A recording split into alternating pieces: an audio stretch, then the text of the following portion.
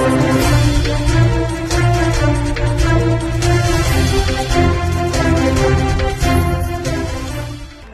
બસ અકસ્માત બાદ સુરત પોલીસની સઘન કાર્યવાહી। વીઆર મોડ પાસે ટ્રાફિક પોલીસ દ્વારા બસ ડ્રાઈવરોનું ચેકિંગ હાથ ધરાયું। બ્રેથ એનાલાઇઝરથી ડ્રાઈવરોની તપાસ અને લાયસન્સની ચકાસણી કરવામાં આવી। શહેરના તમામ વિસ્તારોમાં પોલીસની કામગીરી ચાલુ।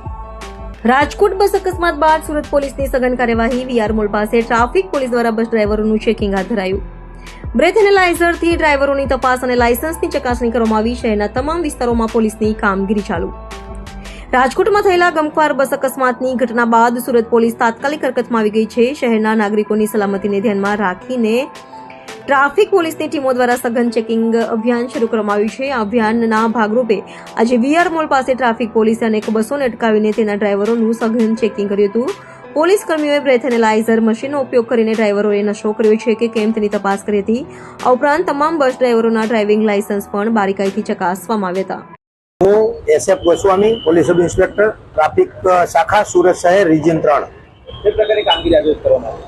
હાલમાં જે ગુજરાતની અંદર ડ્રિંક એન્ડ ડ્રાઈવના બનાવો અને જે ઓવર સ્પીડિંગના કારણે લોકોને જે હાલાકી ભોગવવી પડી રહી છે અને જે અકસ્માતોના અંદર જે નિર્દોષ લોકો જીવ ગુમાવી રહ્યા છે, એના અનુસંધાનમાં આજરોજ અમારા સુરત શહેરના પોલીસ કમિશનર શ્રી અનુપમસિંહ ગેહલોત સાહેબ, અમારા ટ્રાફિક વિભાગના સંયુક્ત પોલીસ કમિશનર શ્રી રાઘવેન્દ્ર વત્સ સાહેબ, અમારા નાયબ પોલીસ કમિશનર શ્રી અમિતા વાનાણી સાહેબ અને અમારા એસીપી શ્રી ટંડેલ સાહેબની સૂચનાથી અમો તથા circle 8 police inspector Shri B B Panchal સાહેબ સાથે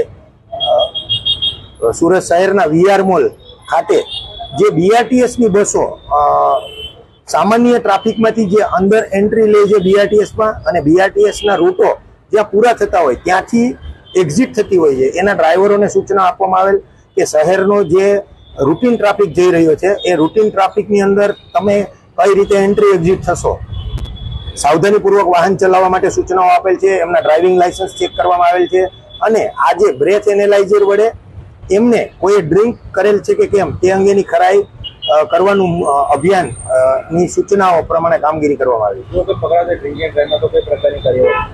જો કોઈ ડ્રિંક એન્ડ ડ્રાઈવ કરતો પકડાઈ જશે તો એમના વિરુદ્ધ કાયદેસરની કાર્યવાહી કરવા માટે અમને સૂચના મળેલી છે।